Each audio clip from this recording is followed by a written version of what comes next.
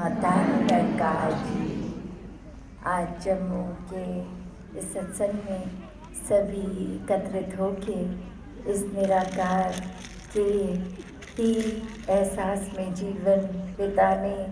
और ये पल सुनहरे करने के लिए आए हैं,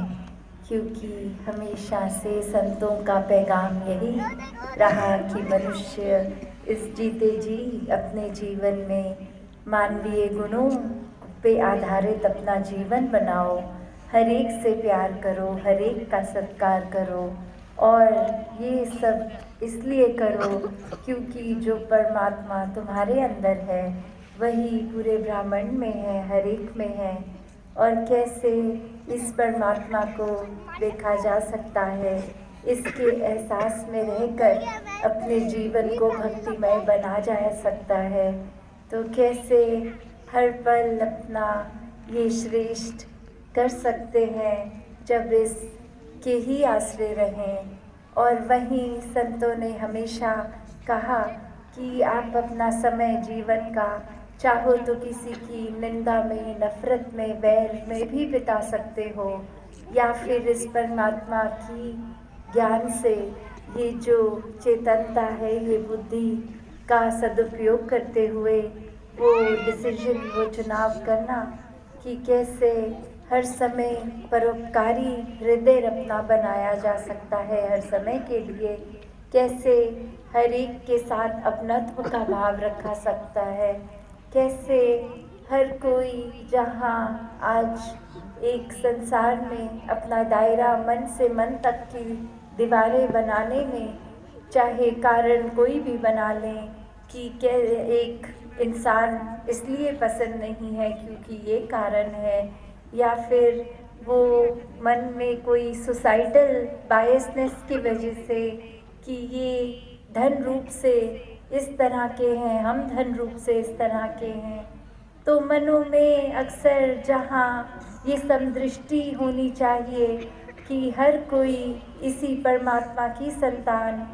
और वहाँ एक इंसान ही है जो एक ये दूरियां पैदा कर रहा है, ये मनों में प्यार की बजाय नफ़रतों को जगह दे रहा है। चाहे जीवन में छोटे से छोटा उदाहरण भी देख लें कि किसी बस में जा रहे हैं या कहीं पब्लिक ट्रांसपोर्ट में, तो वहाँ एक अपनी सीट भी उस तरह से लेना पसंद करते हैं जहाँ लगता है कि ये इंसान कुछ हमारे जैसा ही हो, या एक धन रूप में या प्रांत हमारे जैसा हो, बोली भाषा, खाना पीना। तो कैसे एक जब ब्रह्म ज्ञान मिल गया, ये समझ आ गई सब अपने, तो एक कहीं भी विचरण करना ऐसा ही महसूस करवाता है कि चाहे हम किसी से भी बातचीत कर रहे हों, किसी के साथ समय व्यतीत कर रहे हों, सब अपना परिवार ही है। क्योंकि ये विश्व में वासुदेव कुटुंबकम वाली भावना तभी आनी संभव है जब ये परमात्मा इस एक की पहचान हो जाती है। किसी नाम से भी इसको संबोधित करें, ये निराकार, इसमें जब इसकी ज्ञान रूपी दृष्टि से इसकी पहचान होनी और फिर मन में वो भाव आने कि कैसे हर किसी में, हर चीज़ में इसी के दर्शन होते हैं, तो फिर ये जीवन वाकई ही एक सुनहरा जीवन, एक मुबारकबाद जीवन बन जाता है। और वही एक जीवन फिर उस रास्ते चलता है जहाँ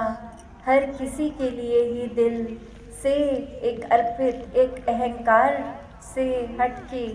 हर एक की सेवा में लगा रहता है। ये फिर कोई दिमाग उस तरह से भेदभाव नहीं बनाता कि ये तो मेरे जानकार हैं, इनका तो कुछ अगर सेवा करेंगे तो फ़ायदा रहेगा, आगे चल के ये बदले में हमारे लिए कुछ कर सकेंगे, और फिर बाकी अन्य व्यक्तियों की कोई बात नहीं, उनके लिए कोई योगदान देने की ज़रूरत नहीं। ऐसा हरगिज़ भक्त सोच नहीं रखता है। क्योंकि जैसे भाई कन्हैया वाली भाव एक भक्त के आ जाती है कि अपना पराया कोई नहीं है, सब अपने हैं। और वहीं उसी तरह हर एक के लिए ये सेवा भाव मन का बन जाता है। और फिर इस भाव में कोई भी एक स्वार्थ का भाव नहीं होता,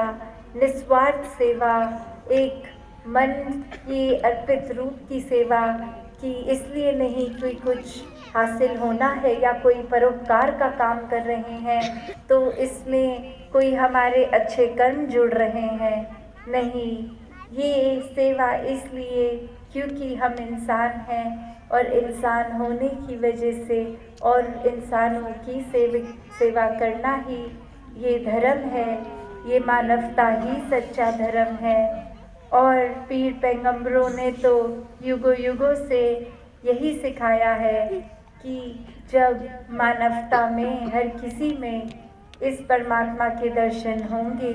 तो ही वाकई जीवन उसी का जीने लायक है। वरना तो सब सांसें ले रहे हैं, ये गुजरान चल रहा है, पर असली जीवन वही जी रहा है जो आध्यात्मिकता पे चल रहा है। इस परमपिता परमात्मा जो अंग संग है, हर जगह है, एक कतरे कतरे में है। जब इसका दर्शन, इसको देख सकते हैं तो ये देखकर ही इसी के ऊपर अपना एक मन टिकाना, एक सोच को उस तरह मोड़ना, कैसे एक भाव मन में कि ये अमन, सुकून, शांति, ये शुरुआत तो अपने अंदर ही होती है कि जब कोई बेचैन है, रेस्टलेस है, एंग्शियस है, किसी वजह से कोई चीज़ के बारे में सोचने से अपना एक दिल का सुकून खो बैठता है,